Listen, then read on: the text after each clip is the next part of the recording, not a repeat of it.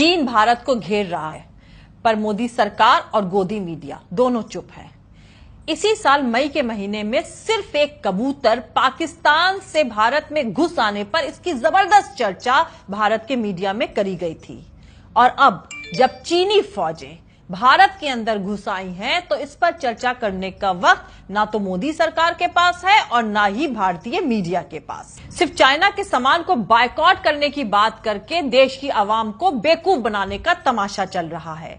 क्या आप जानते हैं कि गुजरात के मुख्यमंत्री नरेंद्र मोदी जी जब 2014 में भारत के प्रधानमंत्री बनने के लिए चुनाव की तैयारी कर रहे थे, तो उस वक्त भी भाजपा और आरएसएस की तरफ से इसी तरह चाइना के सामान को बायकॉट करने की मुहिम चलाई गई थी।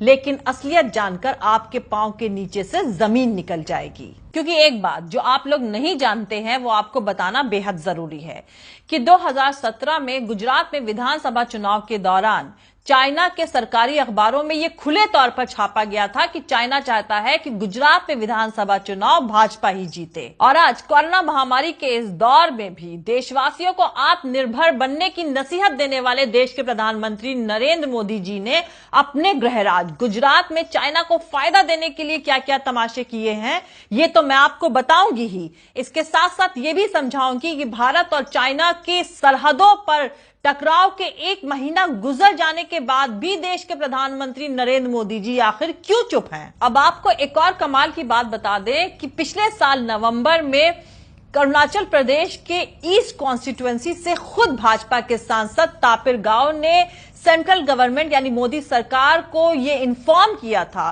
कि चीन ने भारत के 56 किलोमीटर से भी ज्यादा जमीन पर कब्जा कर लिया है। सांसद तापिर गाव ने मोदी सरकार से कहा था कि वो इस मामले में इंटरफेयर करके जल्द से जल्द कार्रवाई करे। उस वक्त भी मोदी सरकार और मीडिया दोनों चुप थे। और अब retired lieutenant general HS Panag ने एक लेख के जरिए जो न्यूज वेबसाइट पर छपा है, उसके जरिए इस बात का दावा किया है कि चीन ने भारत के 3 अलग अलग जगहों पर घुसपैठ कर ली है। उन्होंने इस बात का भी दावा किया है कि पूर्वी लद्दाख यानी ईस्ट लद्दाख में चीन ने 3 अलग अलग जगहों पर भारत की तकरीबन 40 से 60 स्क्वायर किलोमीटर की जमीन पर कब्जा कर लिया है। इस पर ना तो भारत के national security adviser Ajit Doval का कोई बयान आया और ना ही chief of defence staff Bipin Rawat का।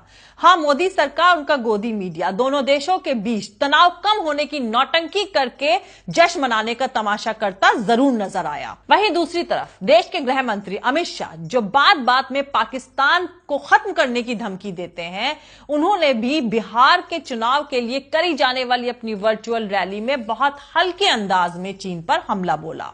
तो मोदी सरकार और उनका वो दरबारी मीडिया जो सिर्फ एक कबूतर पाकिस्तान से भारत में घुस आने पर घंटों डिबेट करा सकते हैं, वो चीनी फौज भारत के अंदर घुस आने पर भी आखिर क्यों चुप हैं?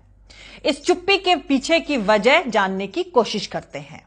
तो दोस्तों, क्या आप जानते हैं कि जब नरेंद्र मोदी गुजरात के मुख्यमंत्री थे, उस वक्त उन्होंने चीन के कितने दौरे किए थे? दरअसल नरेंद्र मोदी को बतौर गुजरात के मुख्यमंत्री अमेरिका में जब एंट्री नहीं मिली थी, सन 2002 गुजरात में हुए हिंदू मुसलमान दंगों की वजह से उस वक्त चीन ने बहुत इज्जत के साथ मोदी जी को अपने यहां दौरा करने की इजाजत दे दी थी। और इसलिए मोदी जी ने गुजरात के मुख्यमंत्री के तौर पर चाइना के कुल 4 दौरे किए थे और देश के प्रधानमंत्री बनने के बाद वो अब तक चाइना के 5 दौरे कर चुके हैं। मोदी जी के चाइना के इन सारे दौरों का सिर्फ एक ही मकसद था कि चाइनीज कंपनीज को गुजरात में इन्वेस्ट करने के लिए एनकरेज करना, और वो ऐसा करने में कामयाब भी हुए। और यही वजह है कि चाइनीज कंपनीज के ज्यादातर सारे हेड ऑफिसेस, सारे रीजनल हेड ऑफिसेस गुजरात के अहमदाबाद में हैं। और इसीलिए जब 2017 में गुजरात में विधानसभा चुनाव हुए थे, तो चाइना के सरकारी न्यूज़पेपर में यह छापा गया था कि चाइना चाहता है कि गुजरात में विधानसभा चुनाव भाजपा ही जीते। और जरा सोचिए कि इस वक्त पर जब चाइना की फौजें भारत की सरहदों के अंदर मौजूद है, तो वो मोदी सरकार जिसने चाइनीज कंपनीज को भारत के गुजरात के अंदर स्टैब्लिश कराने में सबसे अहम भूमिका निभाई है, वो चाइनीज प्रोडक्ट्स को बायकॉट करने की मुहिम चला रही है। तो चीनी फौज की भारत के सरहदों के अंदर घुस आने के बावजूद मोदी सरकार की चुप्पी और चाइनीज कंपनीज के भारत और गुजरात में इन्वेस्टमेंट में मोदी जी के रोल की कहानी आगे जारी रहेगी। लेकिन उससे पहले जो लोग हमारे इस चैनल पर नए हैं वो हमारा YouTube channel political Tamasha with doctor Arshi को सब्सक्राइब करके वहां पे लगी बेल आइकॉन को जरूर दबा दें ताकि आपको हमारे आने वाले हर वीडियो की अपडेट्स मिलती रहे। और दोस्तों, अगर आपको हमारा काम पसंद आता है, हमारे वीडियोस पसंद आते हैं तो www.patreon.com DR अर्शी खान पर जाकर डोनेट करके आप हमारे काम को सपोर्ट कर सकते हैं। तो चलिए शुरू करते हैं। तो मैं आपको यहां बता दूं कि 2011 में भारत में फॉरेन इन्वेस्टमेंट करने वाले मुल्कों में चीन का नंबर 35 था और 2014 में मोदी जी के भारत के प्रधानमंत्री बनने के बाद चीन उछलकर 35 नंबर से 28 नंबर पर आ गया।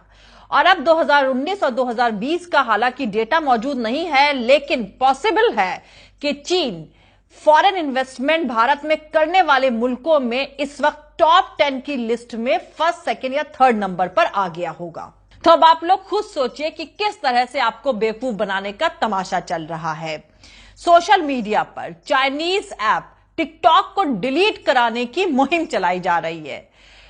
चाइनीज फोन का इस्तेमाल करके चाइनीज प्रोडक्ट्स को बायकॉट करने की बात करी जा रही है। पर असलियत यह है कि इस तरह की मुहिम आप लोगों को बेवकूफ बनाकर रखने के लिए चलाई जाती है।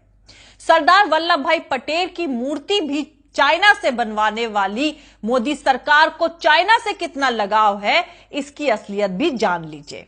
2016 से 2017 में चीन की कंपनी रेलवे रोलिंग स्टॉक को नागपुर मेट्रो के लिए 851 करोड़ का कॉन्ट्रैक्ट देकर ऑब्लाइज किया गया।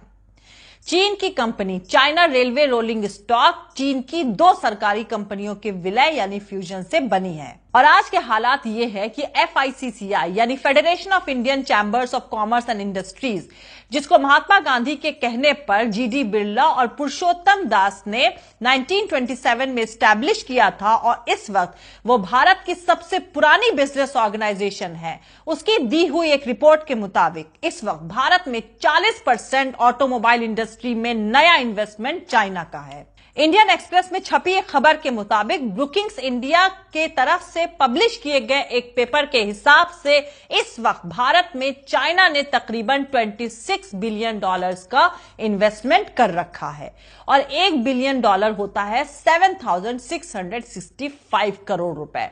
यानी अब आप खुद समझ सकते हैं, खुद कैलकुलेट कर लीजिए कि $26 बिलियन कितने हजार करोड़ रुपए बनेंगे।